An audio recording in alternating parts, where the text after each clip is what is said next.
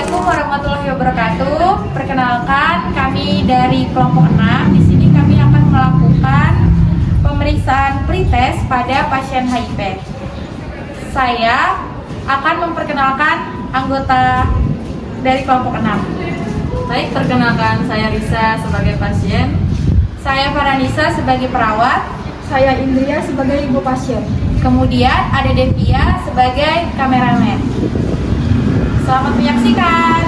Sebelum menonton video, saya akan membacakan skenario dari video kami. Seorang pasien wanita yang berusia 20 tahun datang ke klinik bersama ibunya. Ia mengeluh demam, mual, dan lemas selama 10 hari. Dan ia mengatakan bahwa ia mengalami masalah sosial, yaitu masalah percintaan. Setelah dikaji, pasien bercerita kepada perawat, ia terjerumus ke dalam pergaulan bebas. Saat melakukan pemeriksaan fisik, perawat melihat ada bekas sayatan pada bagian tangan kiri pasien. Setelah melakukan pengkajian dengan pasien kurang lebih 1 jam, akhirnya perawat menganjurkan pasien untuk melakukan pemeriksaan tes HIV melalui PCT. Namun, pasien enggan untuk melakukan pemeriksaan. Pasien merasa bahwa keluhannya hanya penyakit biasa. Perawat mencoba meyakinkan pasien dengan tes ini, bahwa tes ini tidak berbahaya dan harus dilakukan untuk mengetahui kondisi yang sebenarnya. Dilihat dari latar belakang pasien yang terjerumus ke dalam pergaulan bebas, perawat menganjurkan pasien untuk segera melakukan HIV dan untuk menentukan tes akhirnya. Terima kasih.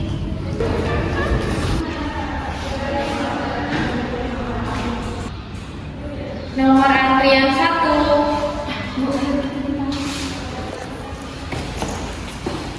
Silakan duduk. Selamat pagi, Ibu. Kakak dari mana? Kami dari Pangkalan Maju. Oh ya, saya lupa namanya siapa? Nama saya Risa. Umurnya berapa? Umur saya 20 tahun sekarang. 20 tahun. Berarti ini udah lulus atau mau masuk kuliah? Kebetulan saya sekarang masih kuliah. Oh, masih kuliah. Nah, sebelum melakukan pemeriksaan yang lebih lanjut, saya bisa tensi kakaknya dulu ya. Saya di sebelah mana? Terserah aja di mana. Ini kenapa? Oh, ini sudah lama. Sebenarnya saya itu tuh kalau kayak percintaan, kayak putus cinta gitu tuh, saya tuh suka kayak suka ngiris jari kayak gitu, ngiris tangan kayak gini. Kalau misalnya stres langsung menyayat-nyayat diri kayak gitu. Iya. Jangan dilakukan ya, kan kasihan menyakiti diri sendiri itu namanya. Soalnya nanti infeksinya susah untuk hilang.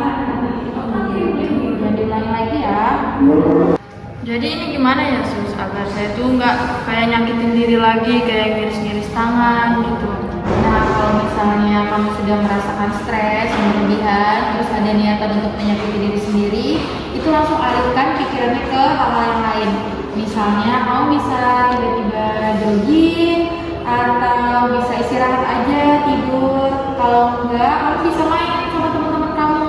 Intinya jangan pernah ada niatan untuk menyakiti diri sendiri, apalagi sampai menyayat-nyayat seperti ini.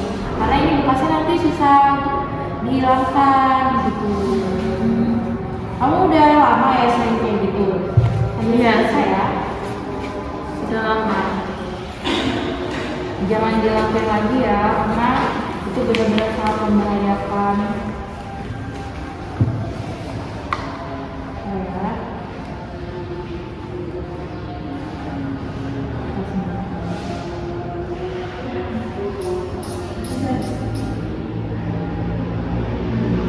Untuk tensinya normal aja, 120/70.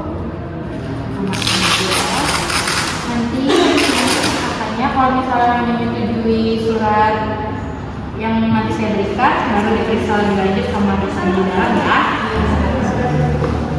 Jadi di sini kan katanya datang ke klinik untuk melakukan pemeriksaan. Kalau boleh tahu nih, apa aja keluhannya? Kenapa memutuskan untuk melakukan pemeriksaan? Jadi gini Bu, saya tuh kan beberapa hari ini tuh demam, iya, terus mual gitu. Sudah berapa hari? Kira-kira berapa ya? Udah 10 hari. Ya, 10 hari. Terus ada keluhan lagi, ada keluhan lain. Fisiknya gimana? Sebenarnya saya tuh, maaf ya Bu, sebenarnya aku tuh nggak jujur. Sebenarnya saya tuh punya masalah percintaan.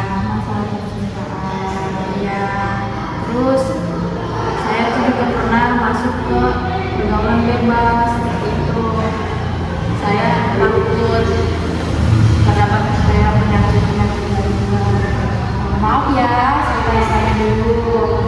Untuk masalah percintaan, berarti kakaknya sempat galau gitu, ya, sempat depresi gitu ya Bu. Nah, untuk pergaulannya itu sudah sejauh mana kakaknya melakukan pergaulan bebas? Kan kita nggak boleh ya melakukan pergaulan bebas apapun alasannya. Sejauh mana?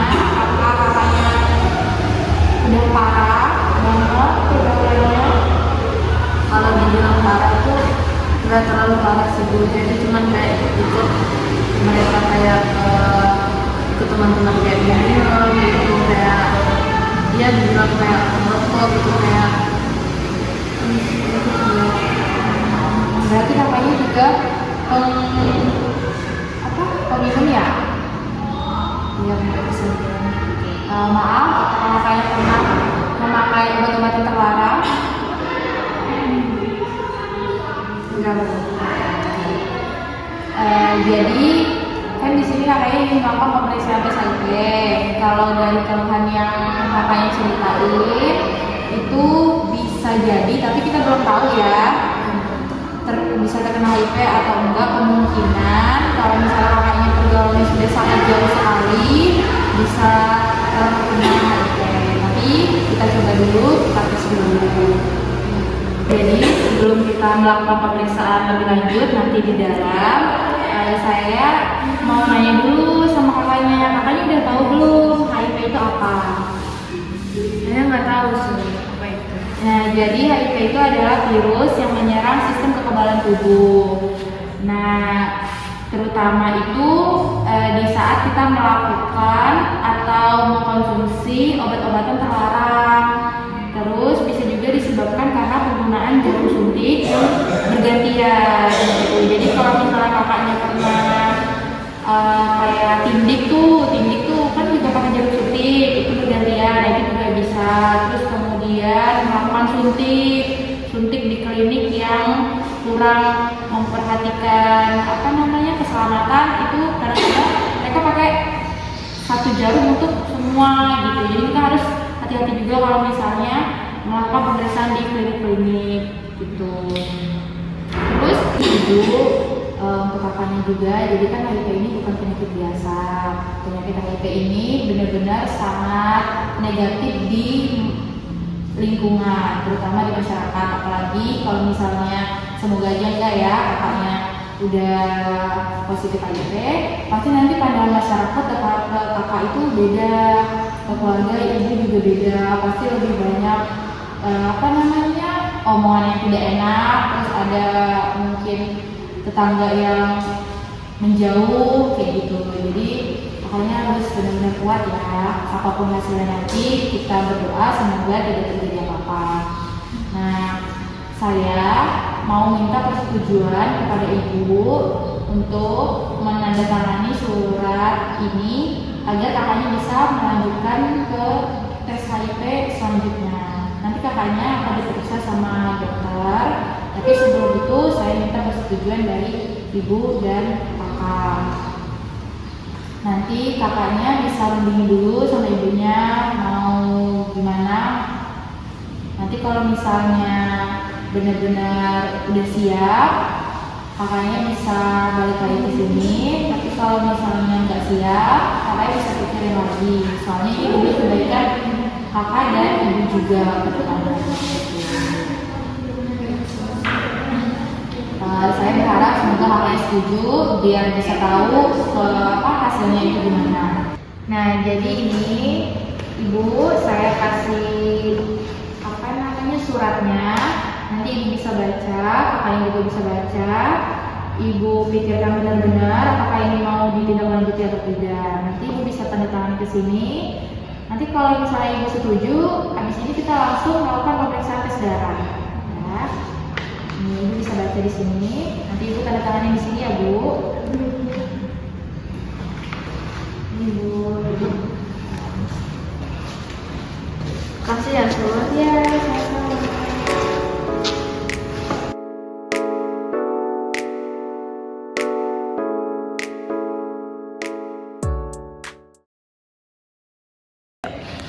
Ayo Bu. Misi Sus. Ya, bagaimana?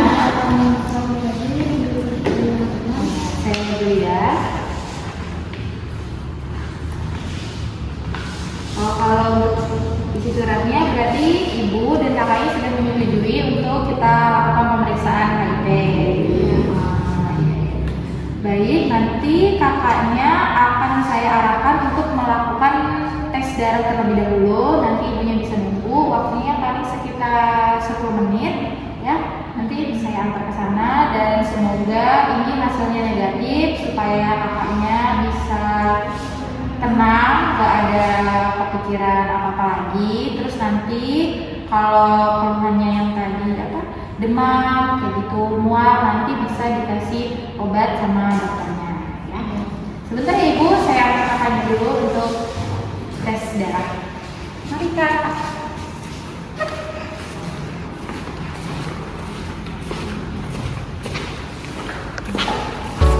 Bisa ya kak.